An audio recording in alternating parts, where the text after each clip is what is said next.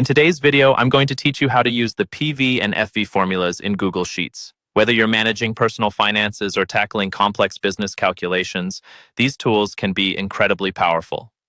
The present value, PV function, helps us to understand how much a future sum of money is worth right now.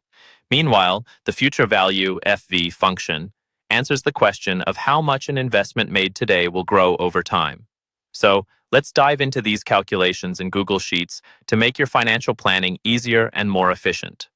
First, open your Google Sheet. You can start with any blank spreadsheet or use an existing one where you want your calculations to be. Once you've got your sheet open, navigate over to cell D2. This is where we'll perform our first calculation, the present value function.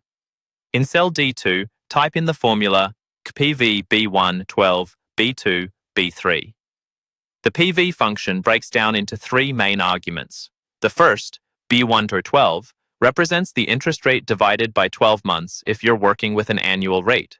The second argument, B2, is where you'll input the number of periods over which the payment is to be made. This could be the number of months or years, depending on your scenario. The third and final argument, B3, is your payment per period, which could be your monthly payment or any regular financial inflow or outflow. After typing this formula, press the Enter key. Now, let's move to our future value calculation. Click on cell F2 in your spreadsheet to start. In F2, we'll input the future value formula as HIS FV B1 to 12, B2, B3, B4.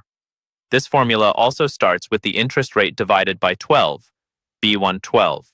Next, B2 defines the number of payment periods, just like with PV. The third argument, B3, is the payment amount, the same as you used before. However, FV includes a fourth argument, B4, which represents the initial amount or principal you invested.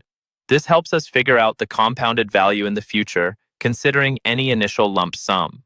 Once you've entered the formula, hit the Enter key again. And there you have it, calculations that allow you to easily see the present and future values of your investments without breaking a sweat. Remember, understanding and applying these financial functions in Google Sheets is simply about knowing what each argument and parameter does. It's essential to ensure that your interest rates, periods, and values reflect your correct financial data for accurate projections. Thank you for watching. I hope this tutorial has given you the confidence to apply PV and FV formulas on your own. If you found this video helpful, don't forget to like and subscribe for more useful tutorials. And of course, feel free to comment below if you have any questions or need further clarification. Happy calculating!